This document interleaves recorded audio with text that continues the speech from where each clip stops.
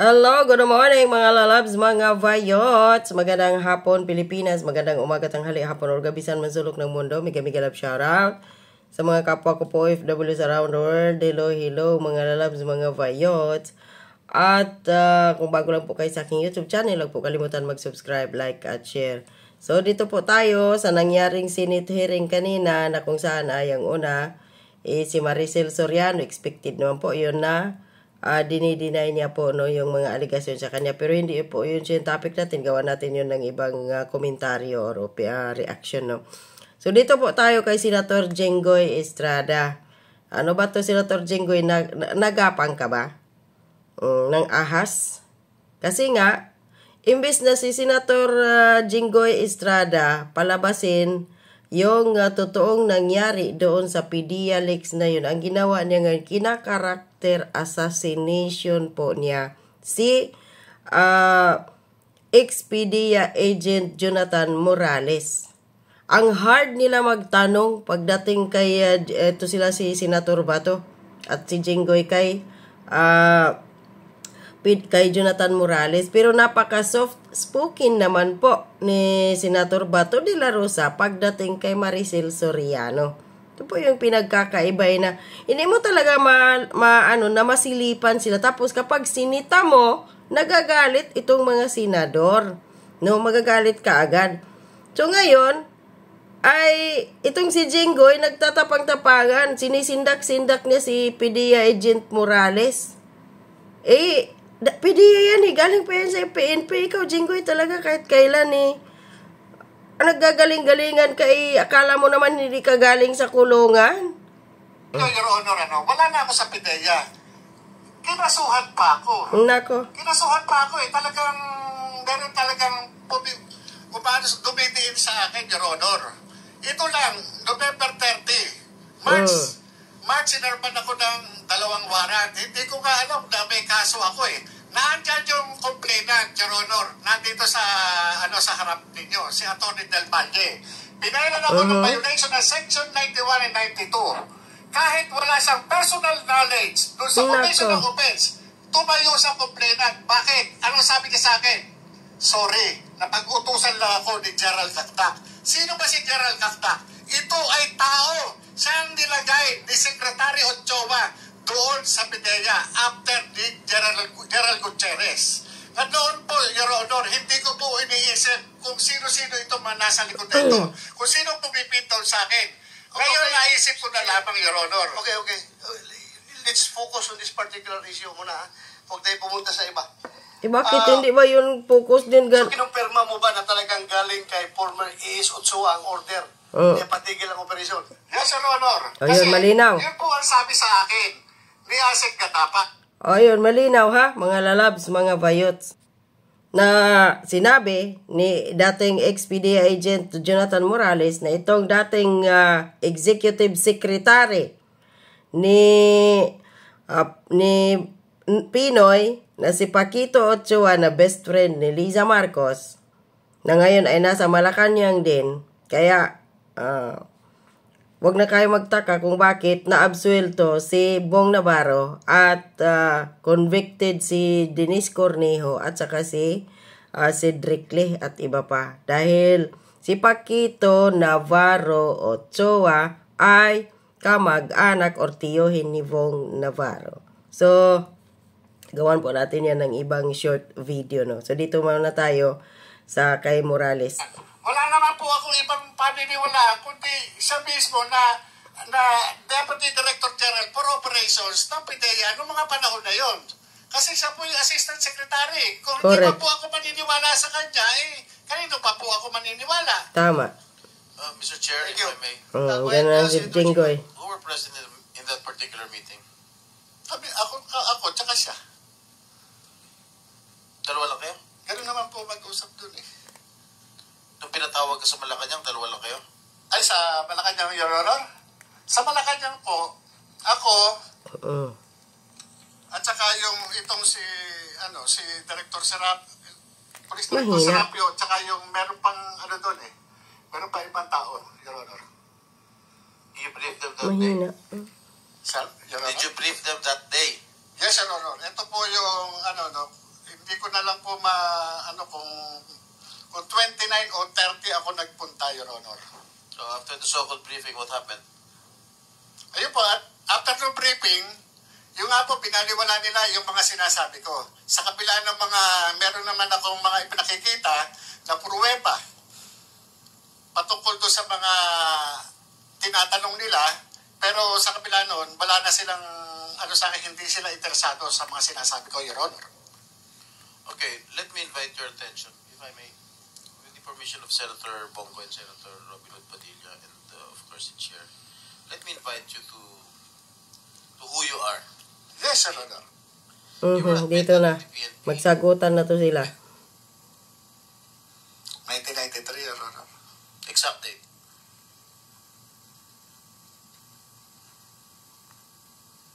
Hindi ko na... Di mo alam. 1993, Kailan ka natanggal? saan, Your Honor? Ha? Saan po, Your Honor? From the service. Sa PIDEA po? PNP. Sa PNP po, yung sinasabi po ni Gerald Lasso. Just answer my question. Kailan ka natanggal?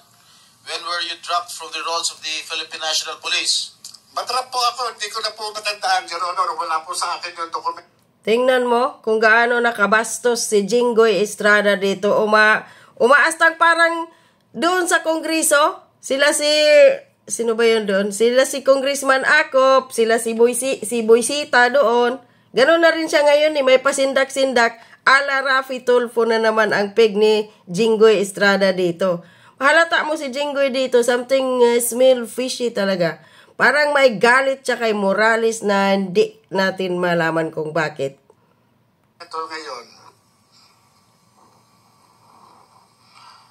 Unless, Your Honor, Ano ka nagservisyo sa police? more or less 16 or 17, Your Honor. 17 years? According to the information that I have received, you were dropped from the PNP on April 25, Ba't mahina yung sound? 1994. Meron pang yan, Your Honor, na restored yan, Your Honor. You were admitted, you said you told us 1993. Correct? Admitted to the PNP. Yes, Your Honor. Yes, Your Honor. You were dropped from the PNP role on 1994, the same month. Na-restore. What? Hindi po ako, hindi po ako pamilyar to sa date. Kung itatanungin niyo po sa akin yung exact date, wala po sa akin yung eksaktong dokumento, Your Honor. Hindi mo alam kung kailan ka natanggal sa serbisyo? Your Honor, yung ganyang, hindi kailangan ko sa dokumento. Your Honor. Alam ko kung kailan ako nakulong eh. Ikaw yun. Yun po, Your Honor, sa inyo. Ayun. Alam ko kailan ka na-drop sa PNP? Totoo po. Kasi kung pagbabasihan po natin ang dokumento, Your Honor, ang pagsagot kahit saan mang pleading, Your Honor, mabase ako doon sa dokumento, Your Honor. Hindi lahat ng pagkakataon, Your Honor, makakabisado ko yung mga dokumentong matagal nang nakalipas. Kung ano man yung pangyayari ng matagal na nakalipas, hindi lahat po yun makakabisado ko o maaalala ko. Depende po, kung meron po akong reference na document, maaari ko po kayong masagot ng diretso, Your Honor. Alam mo, imposible hindi mo alam kung... Alam mo nga kung kailan ka na-admit sa PNP, hindi mo alam kung kailan ka na-dismiss. Your Honor, Sandali lang. Alam mo na na-admit ka noong 1993. Hindi mo alam kung kailan ka na-dismiss sa PNP.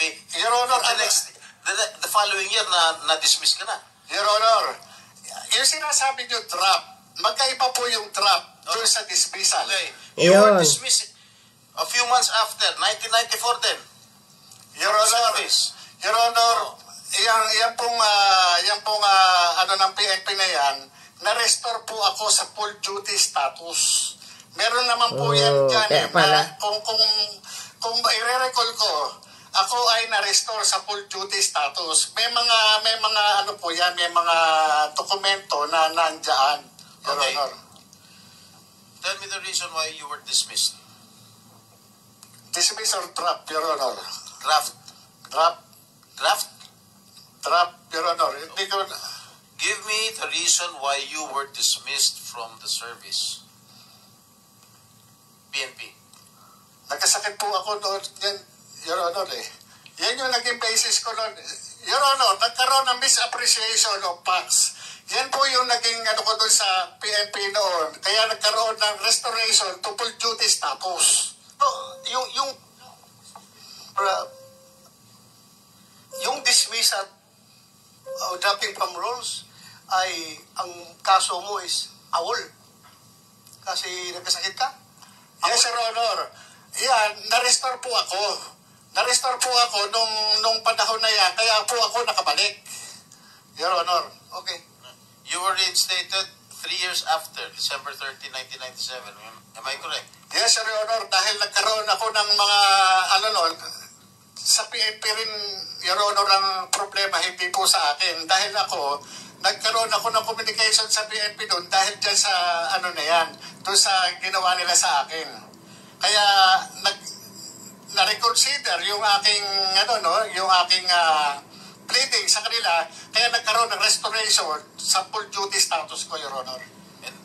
And after which, 10 years after, you were suspended from July 1, 2007 to September 2007. Why were you suspended? Yan po yung sa trabaho nun, Your Honor, nung ano, no, parang, kung di ako nagkakamali, Your Honor, yes, kung di ako nagkakamali. Okay, naalala mo na. Hindi, Your Honor, ako sa akin, Your Honor, dinirecall ko yan eh. Kaya kung sasabihin nyo sa akin, yung mga exact date o ano bang mga ano, hindi Correct. ko po talaga, tatapatin ko kayo, hindi ko talaga siya ano, pero nire-recall ko siya para at least ano ko sa inyo, Your Honor. Okay, and then, Si Jinggoy, gagaling-galingan dito ha, makikita mo ngayon. Si Jinggoy talaga ay nililito si PDEA Agent Morales. Wala sa hulog si Jinggoy dito ang pagtatanong niya eh. Character assassination ang ginagawa. 1 year after, you were dropped again from the PNP role. Why was that so? Yun po yung hindi ko na po matandaan kung anong nangyari noon, Your Honor, kung ano, no, doon sa sakit o ano man, hindi ko na po matandaan, Your Honor. Pero, Your Honor, yung sinasabi ni General Lasso na nagkaroon ako ng dismissal order, ito po, Your Honor, ito yung, ano, no, nawalan ako ng ano eh, nawalan ako ng ano no, ng karapatan ng Camera na due to, process kasi meron tayong twin requirements para sa due process. Ito yung notice and Diba? hearing. Wala po akong natanggap na kahit anong hearing o notices na ako ay na-pre-charge o meron summary dismissal proceedings. Wala po ako natanggap. Kaya nga, kung ako man ang PNP, pakitaan ako ng anumang dokumento na nagpapatunay na ako ay nag-file ng anumang pleading para kontrahin yung anumang sinasabi sa akin doon sa pre-charge o anumang summary dismissal proceedings. Wala po eh. Kasi hindi ko po na-avail yung due process na yan. Yung sinasabing ganyan. Dahil nung panahon na yan, nag-re-entry na po ako sa PDEA ng 2009. Dito na ngayon. Wala po ako natanggap niya. Kaya yung ano na yan, sinasabing order ng PNP na dismissal order, eh hindi po, wala po akong ano dyan, walang due process na akong binigay sa akin. Nung hinire ka ng PDEA, you misrepresented yourself that you misrepresented to PDEA that you do not have any unbroken service the PNP from 1993 to 2008. And you did not disclose that you were dropped from the PNP role on April 25, 1994 and August 28, 2008. And you were dismissed from the service on November 7, 1994 and was suspended from July 1, 1997 to September of 2007. Your Honor, doon sa pag-accept sa akin ng recruitment committee ng PDEA, hindi mapapalusutan si General Juniso Santiago. Kaya nga ang sinasabi ko, inaano ko rin kay General Lasso, ang ibig bang sabihin, mas magaling siya doon sa kanyang upperclassman na si General Juniso Santiago na 4-star General sa Armed Forces of the Philippines. Kasi tinanggap po ako ni General Santiago at yung mga hinihingi po sa akin, nag-comply po ako. Paano po yun? Service record kasama po yun. Hindi po pwede na hindi ako magde-declare na kahit ano pa man dahil magre-reflect yan sa service record. Pangalawa, yung mga clearances. Kasama po yan doon sa recruitment process. Hindi po ako i-appoint ng Philippine Drug Enforcement Agency kung ang aking mga dokumento ay kamas-kamas. Alam naman po natin na si Gerald Santiago hindi po basta-basta mapapalusutan Kaya yan. sandali lang. Kaya nga hindi mo nga sinabi yung katotohanan. Sinabi po, Your Honor. Na-dismiss ka sa Opo, PNP. dahil nga po, meron akong kaya tinawag po nila ako, nag-comply po ako. Siguro may backer ka. No, Your Honor, hindi po sa backer, wala po akong backer. Nag-comply po ako kung anong man yung requirements, Your Honor. Dahil kung ako ang PIDEA, at alam kong meron kang mga kaso sa Philippine National Police, na-drop ka, na-dismiss ka, na-suspindi ka, finailan ka ng kaso, hindi kita kukunin. I'm sure meron kang malakas na backer para pumasok dyan sa PIDEA. No, Your Honor. Tingnan mo ang kapal ng mukha ni Jinggoy Estrada. Ikaw nga, Jinggoy eh. May kaso ka. Nakulong ka. Samantala, itong pinagsabihan mo, may mga kaso siya, pero hindi po siya nakulong, Senator Jinggoy Estrada. Seriously, sir? Coming from your own mouth, sasabihin mo ito? Meron po tayong sinasabi, Senator Jinggoy Estrada, sa ating batas, na Article 66, Presumption of Innocent till proven guilty. At meron dyan si ex-PDEA agent Jonathan Morales. Yung kanyang mga kaso, wala pa po siyang verdict. Wala pang hatol. Ikaw, nahatulan ka, nakulong ka ng ilang taon dahil sa ano ba ang kaso mo? Senator Jinggoy Estrada. Tapos sasabihin mo, baka may bakir ka kaya natanggap. O ikaw, kapag nga ng mukha mo, tumakbo kapag ka senador. May kaso ka, nakulong ka, convicted ka. Ex-convict ka pa. Diyos ko po. Honor, at dumaan ako doon sa recruitment you process. never disclosed your record sa PIDEA. Hindi mo disclose yan eh. Your Honor, imposible po yun. Dumaan po ako doon sa proseso ng recruitment nila. Kaya nga po ako inappoint eh. Dahil kung hindi ako nag-comply, hindi po nila ako tatanggapin. Correct. Requirements po yun, batas po yun. Hindi po pwede na yung recruitment committee, ipabiolate nila yung procedure. Hindi po pwede. At saka, Senator Jinggoy, karamihan ng mga initial na mga personnel ng PIDEA were coming from the PNP. Kaya imposible makapagtago ito ng kanyang identity doon sa mga polis na nandun sa PIDEA. Kung ito yung mga kaso niya, hindi niya dinidisclose. Tama. Tama po yun. Kasi nung panahon na yun, kung hindi po ako nagkakamali, ang hepe o acting director ng Human Resource Management o yung admin ng PIDEA ay police. Naman. Police Commission Officer, Your Honor. Imposible ho na magkano ako ng mga anumang itatago ko dyan, hindi po pwede. At yung IIS, Your Honor, na nagkakantak ng background investigation, panay police. Hindi po pwede lulusot po ako. At sigurado ko, kung iskalawag ka na pulis, lalong-lalo na PIDEA papasukin mo, mukhang malabo siguro, mukhang siraulo ang PIDEA kung tatanggapin ka kung iskalawag ka na pulis. Yung Your Honor, ang sinasabi ko to kay General Lasso, ibig sabihin, mas magaling ka pa kay General Dionisio Santiago sa military parlance, Your Honor, at saka sa police parlance. Ang tawag doon, magano, kupal. Your Honor, si General Santiago, patawarin niyo po ako doon sa words ko, pero yung po yung military parlance at saka police parlance, pagka ang isang opisyal, hindi magandang tawag dyan. Your Honor, napaka-tinong opisyal ni General Santiago. Ano tawag? Magan, Your Honor. Magan? Magan. Magan or kupal, Your Honor. Totoo ba yan, Mr. Chair? Yes, magan, stricto. Ibig sabihin ng magan, stricto. Kupal, yung wala. Kurap na opisyal. Yan yun. Yes, Your Honor. After no 30 April